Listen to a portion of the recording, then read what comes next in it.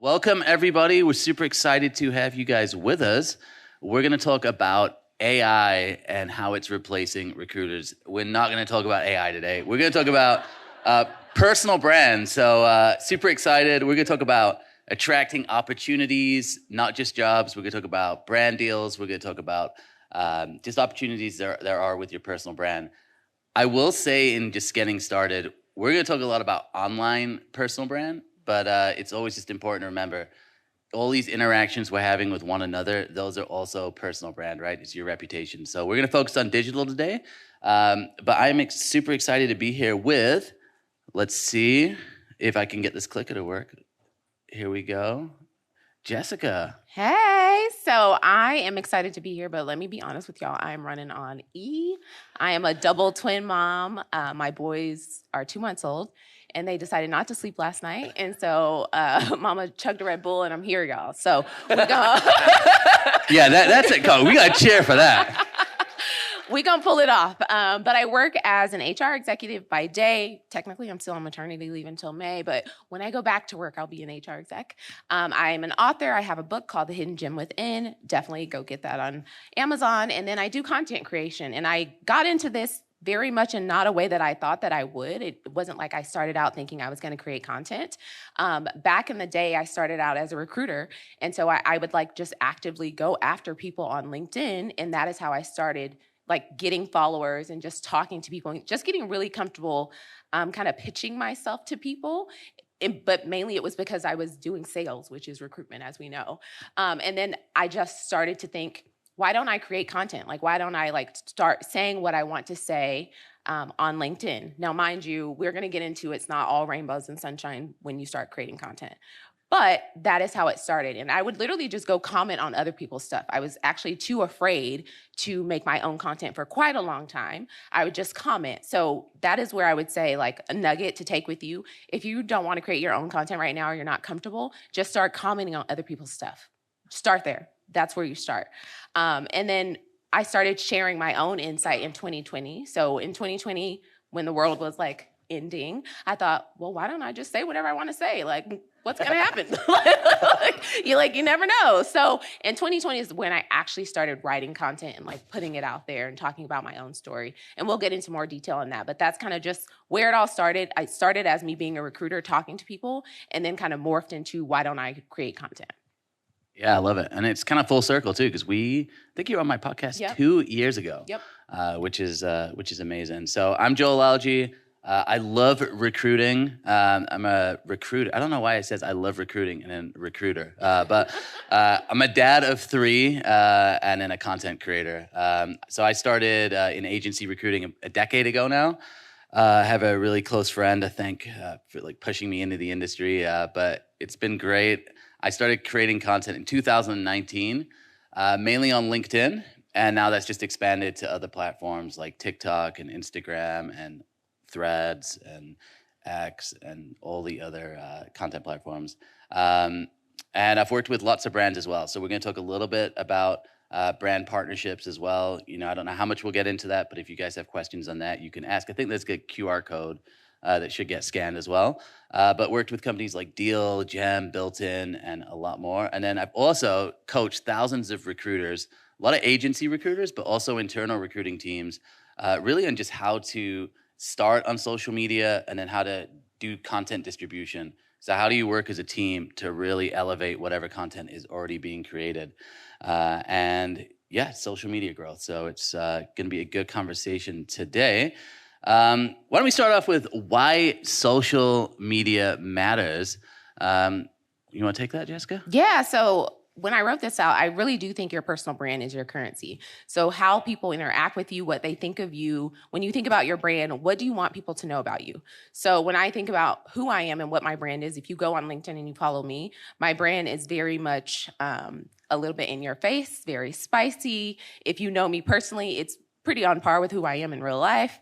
I say a lot of things I feel to call attention or speak truth to power. And I feel like the higher up I've gotten in my career, the more brave I've gotten. Because when I started in HR, I thought, oh, I can't really say that. Like, but now as an SVP, my thought really is like, who are you going to call? My CEO? And call him. I mean, that's happened too. But I think the more that you speak on things, the more truth that you're able to get out there. And so I think your personal brand is, what do you want that to be? And now I've coached other people. Like, some people don't want their brand to be that. They want it to be more educational or more like, let me tell you how to do something. And that's okay too. I still do that. But think through that. Like, what is it you want people to know about you when they are in your presence or when they see your content online? Did it take you like a process to get to that point? Or like how long did it take to get to that point? Absolutely. Yeah. I started out very much just telling people what it was like to work in HR to now calling out things that I don't like about HR. Love it. I love that. So yeah, like look, the benefits, credibility, people know who you are, right? And again, a lot of this is offline as well. And I think having that, authenticity, realness, I mean, we throw those words out there, but I've met people who I really looked up to online, and they're like, yeah, I love people. That's what they talk about all the time. And then you meet them, and they're just mean to you, or they're whatever. And you're like, okay, this is weird. Yeah. So it's being authentic, but it takes time as well to get there. And then, this whole thing around engagement and visibility, those are two different things. Not everybody needs to have 1 million followers. Not everybody needs to have the mass engagement.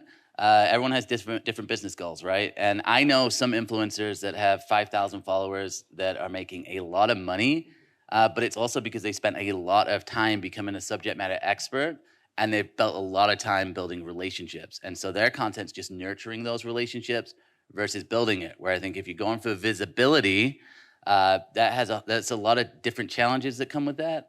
But also, like, it's got to be wider content. So you also have content that gets watered down a little bit as well. I personally think match out what your goals are, and then decide which type of strategy you're looking for as well. So I want to ask you a question, because this isn't on here, but I want to think about when we talk about currency, like, people want to get paid from social media. When I started posting, it really was just because I had something to say. I'm now at a point where I am getting paid for social media. I am getting paid for posts. And it's important to me. Like, if I'm going to talk about a brand, if I'm going to talk about something, you're going to pay me for it. Because now I've built this credibility, I've built this following, and I want, that's my currency now. And obviously I got 4 kids to feed, so like, mama got to work. But it's something that comes up. Like, some people, that's not, they don't want anything to do with that, and other people do. So what's your stance on that? Yeah, I think when I started creating content, it was because I was just bored in my job. I was like, I wanted some creative outlet. And I think as time went by, it was really my wife was pressuring me. She said, you're wasting so much time, like hours of day. You've got to start making some money. And I was like, all right, thank you. I'm doing a great job here. So I kind of, I just started asking, and I had no idea. There's no blueprint. So anyone who's looking to be an aspiring content creator and make money, there's no blueprint. And there's also a lot of people who are flashing big numbers, right? We've seen it on TikTok. Everybody's making $10 million an hour selling drop shipping at 17. So that's the new benchline. But my advice is, like, look past, like, if you're deciding to work with a brand, you got to line up with the people first, because the tech will change. People are going to stay the same. So if someone's, I hate to say it, if you're a founder out there and you don't care about people, and I say, hey, why are you interested in the TA space? And they're like, just looking to make a quick exit, right? And to me, that loses the credibility. So I'm all about, like, making those genuine connections with the company, and what are the values behind the people in the company. And then obviously there's the tech too. Like, is it good? Can I use this? Is this something I want to represent? Is this something that if someone I know messaged me and said, do you think this would be good? Like, do I feel really comfortable saying, yep, this is a tool you want to go to? And I also think I think getting your money is great, but it's a long game. So sometimes you got to start off with some of the smaller deals, show that you can get some ROI. I think if you go out there and you're like, hey, I'm going to charge a huge fee here, but you don't really have any ROI, it's going to catch up eventually, and then you're just going to run out of bandwidth, and everyone's going to kind of know that. Yeah, I agree with you. And I would say also think through, what are you willing to do? So for me, it's like, I'm not willing to let the company write the copy for me. So I will speak in my own voice. You can give me suggestions. You can, give me like direction, but I will not allow you to write for me because I feel like my voice is my own. And that's kind of where I draw the line. Whereas other people would say, write the copy, I'll post it, give me the money. I'm not willing to do that. So it's like you have to know how far you're willing to go. Yeah, I love that. I love it. Corporate pushback. I'm not in corporate, so I might have to lead with you on that one. Yeah, so this has been a thing. Like I said at the beginning, it's not all sunshine and rainbows. I have absolutely had conversations when I talked about like call my CEO. That has actually happened where somebody didn't like what I said online and they screenshotted it to my CEO. Just so happened that this CEO at the time was also into social media and like had his own content, and he thought it was funny. He like sent it to me and was like, "Hey, like they mad at you today. Like, what did you say?" So it wasn't a problem, but I could absolutely see if he was not on the same page as me, if he did not have my back, it would have been a problem. And this is something that now I bring up in interviews. So if you're going to hire me, the first thing I'm going to say is, have you seen my content? Have you seen these videos on YouTube? Have you seen all these things about me? Because I want you to know what you're getting into, because I'm not going to stop. Because now it is my brand, it is my name. If I leave any company today, I still have my name. I still have all the things that I created, all of my content. So be aware of that because it will come up. And then the flip side of that, I've worked at companies that like wanted me to do things for their brand, which I was willing to do if I believed in it. So I'm willing to talk about the TA process because I believe in what we're doing. I'm willing to talk about the culture because I believe in the culture. And obviously, if I'm the head of HR, I'm like part of creating the culture. But that is something to think about because it will come back. It has come up in every job that I've been in now that I've started doing content creation. And I want it to be addressed before I even get into the job. So I now make it a part of the interview process. Like, have you seen my stuff? If not, go look at it right now and let's talk about it. And my most recent CEO, he literally said, he was like, I watched all these YouTube videos. I have a lot of questions for you about what you've said. And he liked that I pushes people's buttons, but if somebody doesn't like that, I'm not the girl for you. You don't hire me to be your HR person. Yeah. Look, it just happens a lot too. Like I meet with a lot of teams. Usually it's the executives that are word, right? And I get it. There's a lot of risk. One person says one thing. The bigger the company, the more risk it is. And so I totally understand that. I think where I would come in and just suggest to any leader who's trying to empower their team is collaborate with the content. So you want to not just say, hey, post something, or here's some, content from marketing that just share it. I think involving your employees, right? And we talked about employer branding. One of the things that's coming up a lot is we're creating these pictures of these environments that are perfect and they're amazing and everybody wants to work here. Did you see the video? Everyone's super genuine. And I think that type of content, people are over that because we've all worked at companies where you get in and everything sounds amazing, and 6 months later you're out the door because it just wasn't actually a fit. And so I think having the real interactions with your employees and getting them to start posting genuinely, but to do that they need encouragement and support. And you monitor the risk because you're collaborating with them as well. You can set parameters and guidelines. You can edit the videos. But I think if you're really that worried about what your employees are saying, to me, that you got a recruitment issue. Because it's like, why are you hiring these people you don't even trust to make a piece of content? That to me is a red flag. And I think at the end of the day, the risk that's there, sure, there's a risk, but it's the benefits are just way more. Like, I don't know too many employees that aren't engaged that are creating content about their company. That's an engaged employee, right? And people get behind it. I think what people don't get behind is like forced content or content they don't connect to. So bring them in. And then this is a big one too, incentivizing it is huge. I work for a company, a recruitment agency, and they actually incentivize. So we got quarterly bonuses for the content that we did. And that we had maybe 25% participation, but it was really engaging content. And on LinkedIn, which is the platform we're going to talk about, it really is who liked it, who commented it on it. And so it's a little bit of a tighter network on there. And so like your employees know candidates, they have sales opportunities in that network. So how do you best incentivize people to do it? Money. And I know that's hard for people to see, but they're willing to spend $20,000, $100,000, $1 million on Indeed and all these other avenues. Why not pay your people and get their network involved as well. So the content creation that works, this is a good one. Tell us a little bit about that. What have you found? Yeah, so it really depends, like I said, on what do you want your brand to be. So I've done all of these. So I'm a storyteller. I've done educational stuff about what is it like to actually work in a corporate environment. Stuff that's entertaining. I talk a lot now about like my kids and my husband and what it's like to be a working mom. I've done promotional stuff. So most of the promotional stuff that I've done are things that I was paid to say based on like things that are in the contract. Now, mind you, what you just said is so great because I always want to know what the product is. So I'm not willing to do it if I don't actually know the product. So all of the sponsored posts that I've done, it's because I want them to walk me through the product, walk me through what it's really like get me in the system, and then I'll talk about it. But my biggest thing is the storytelling. Like I want to be a storyteller. This is why I'm a writer. This is why I have a book. This is why I do content, because I want to tell a story. And so the slide before this talked about like the benefit of your employees having a personal brand. One of the most viral posts I ever did was talking about how I had to do layoffs. So how I, as the HR person, did layoffs and the impact to the business and the impact on me and the impact on employees. Now, I was not the crying CEO. I did not get up there and try to have a pity party for myself and say this was so hard for me. No, I talked about what it was like from the company standpoint, like all the things that we went to that led us to have to do layoffs. And it went viral because most people have never heard of the HR side of layoffs. They only hear about like, you did this and you're so horrible, which there's something to be said about having that content out there, but there's also something to be said about you work in HR and you're not the devil. And you know what I mean? Like HR's not your friend, but also we don't have to be your enemy. So that's part of the things that I try to get out there because I feel like a lot of people don't know someone in HR. And if they do, they don't like them. Yeah. So that I just want to get You're that talking out to there. a recruiter. I know, So think about that. But I also, the other things that are on here, the hook, like how are you hooking your audience into what you have to say? Part of that is they need to believe that you're an expert in what you do. So talking about the 17-year-olds that are giving career advice on TikTok, like, have you had a job?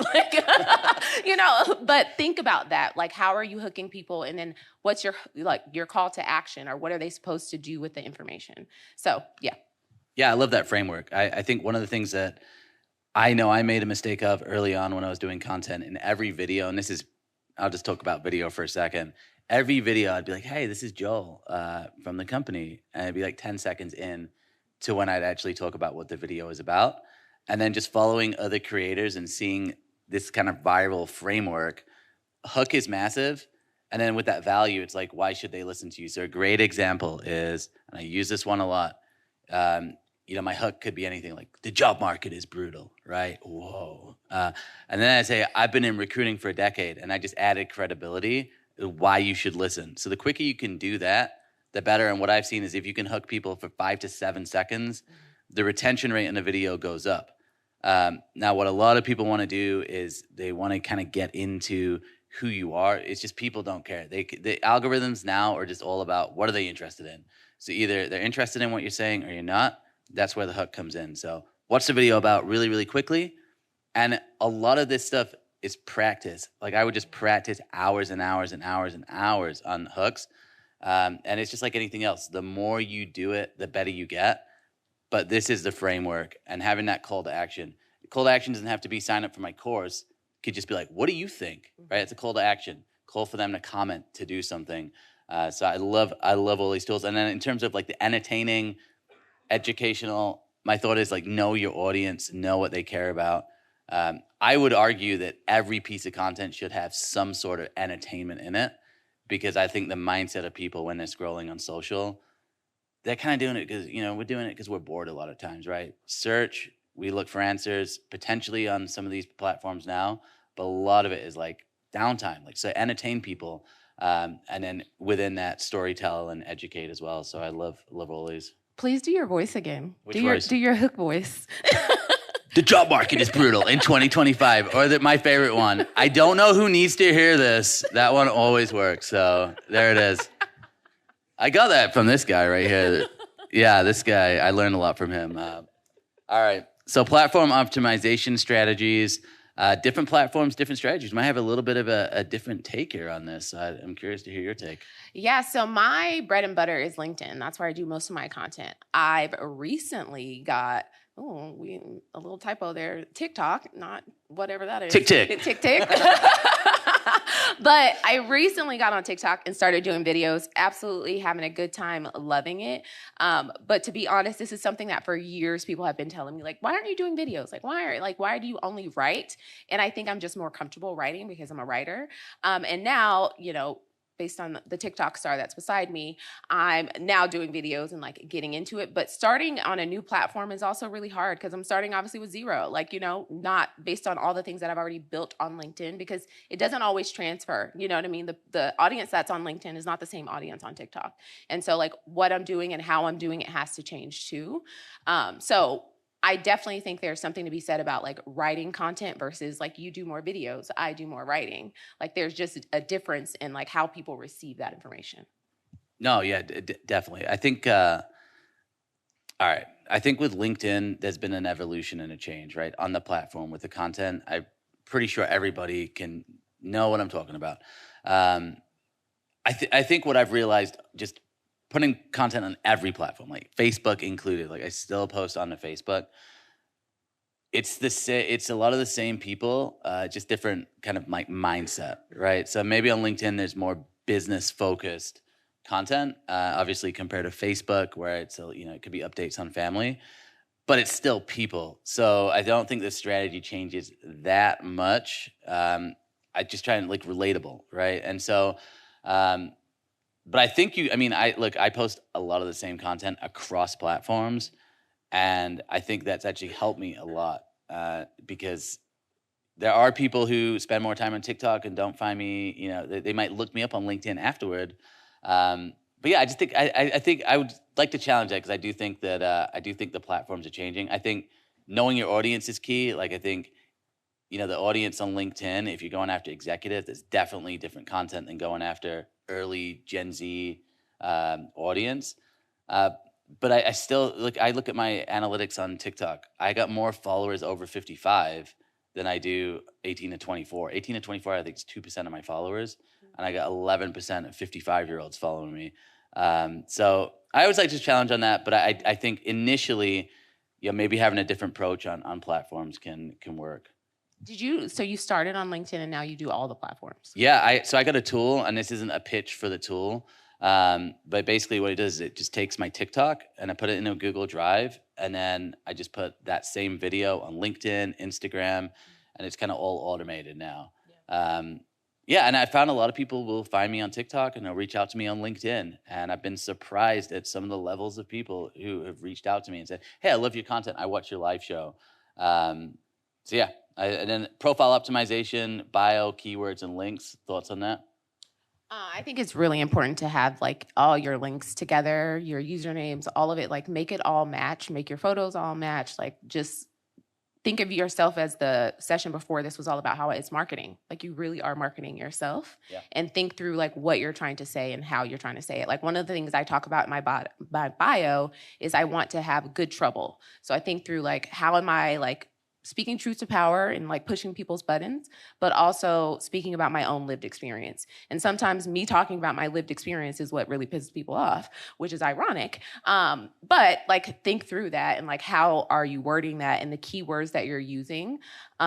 This is ironic, I'll say this, like a lot of times I come up a lot for like DE&I stuff, and I rarely talk about DE&I. So it's really ironic. It's like, okay, well, you're a Black girl, you must be DE&I. And that's not actually true. A lot of my content is mostly about like HR and my lived experience as an HR executive. So I find that kind of ironic. It's happened to me on TikTok quite a lot where I'm like, how is this happening? So think through that too, because you might get aligned with something and it's not actually what you're talking about. Yeah, no, that's a great point there. I think this is the key right here. Growing and engaging the audience, right? So community building to vanity metrics. You hear that? What's the initial reaction there? When I think about this, I think of like friends that I have that have built amazing communities around them versus the numbers that you see on how many followers they have. I think a perfect example of this, a lot of you probably here know Hiba. She has built an amazing community with safe space and like HR content versus like the metric of how many people actually follow her versus the people that actually know who she is and like she's here, at the conference and like are engaging with her face to face. So I think that's an interesting one of like, are you building a community, which is what I personally want to do. I want to be a community builder versus the number of people that follow my content or that like would recognize me out on the street, which I don't want to be recognized. But you know what I mean? Like, it's just a very different thing. Yeah, and I think we were talking about this. I was talking about it with someone. That the algorithms have changed, so like follower count really actually doesn't matter. So on most platforms, it's all about the interest and the actual topic. So if people are interested in the topic, you can have a viral video with 1,000 followers, and it's actually kind of frustrating, right? Because especially if you build up an audience and you're not getting the engagement, and so a lot of people who do have big followings, they're kind of struggling with this.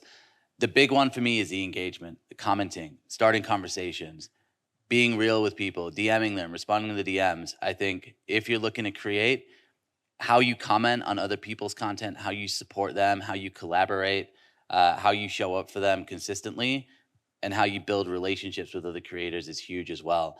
And collaborating, like when it comes to content, it's more collaboration than competition.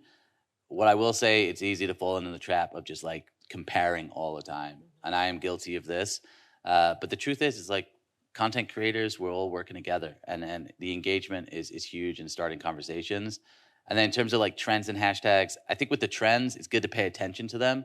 My thought with trends is if you can take a trend and make it relatable to whatever industry you're in or any of the scenarios you have in life, that's the best method.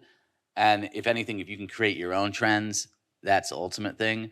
But I think leaning on trends can be good. I think if you're going to do a trend, kind of same with working with brands, like believe in the trend. Don't just chase the trend. So be a trendsetter.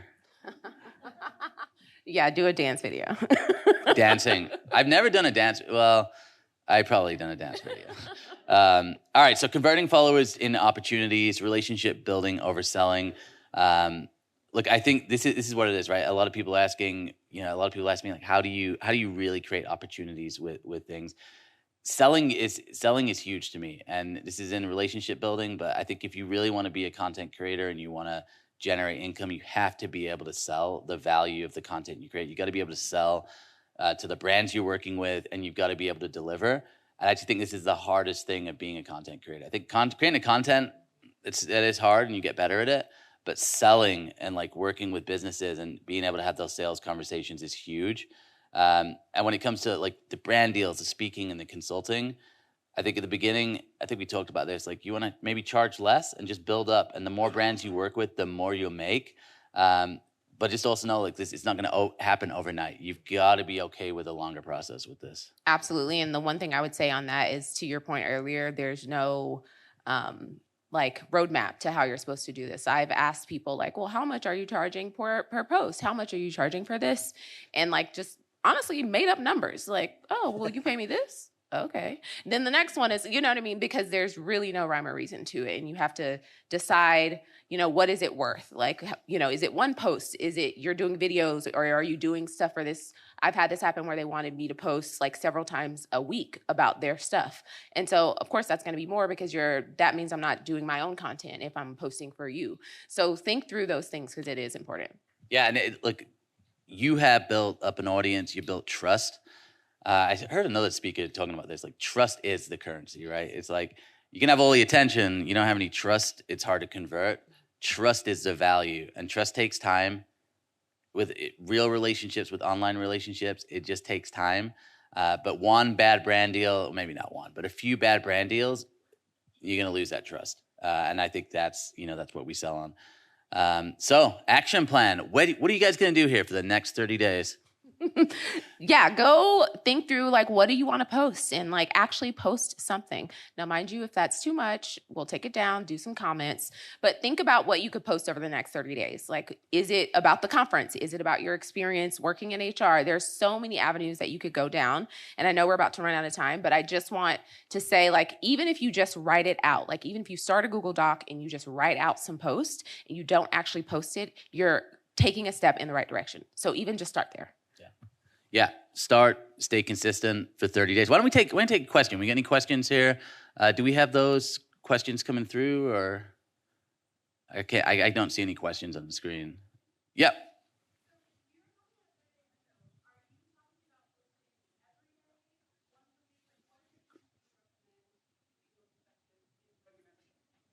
Yeah, I mean, my immediate thought is, yeah. So the question was like, what's the frequency of posting within that 30 days? Is it every day? Is it once a week? Consistency is always going to be key, right? So get a cadence that works for you, that's comfortable. I will tell you the brutal truth: the people who are really, really accelerating with their brands are posting multiple times a day. So you just need to know that. But having a consistency, whatever works best. I would say, maybe shoot for 3 times a week would be kind of my suggested That's amount. how it started. Three Three times times a week. Yep. Yep. Any other questions here? I know we're about. Yep. With content? Okay, so I have a tool called Repurpose.io. That's that tool that automates everything. And then as far as editing, I just use the TikTok native editor. It's like my favorite one to use. And that's it. And I use my phone to create all of the content. So I'm not too complicated. Yeah, same. Like I literally have a Google Doc that I just update and think of stuff. Okay, I think we are at time. Yeah, I think we're at time. Yeah. Okay. Amazing. Thank you guys. Have Follow a good time us. and transform.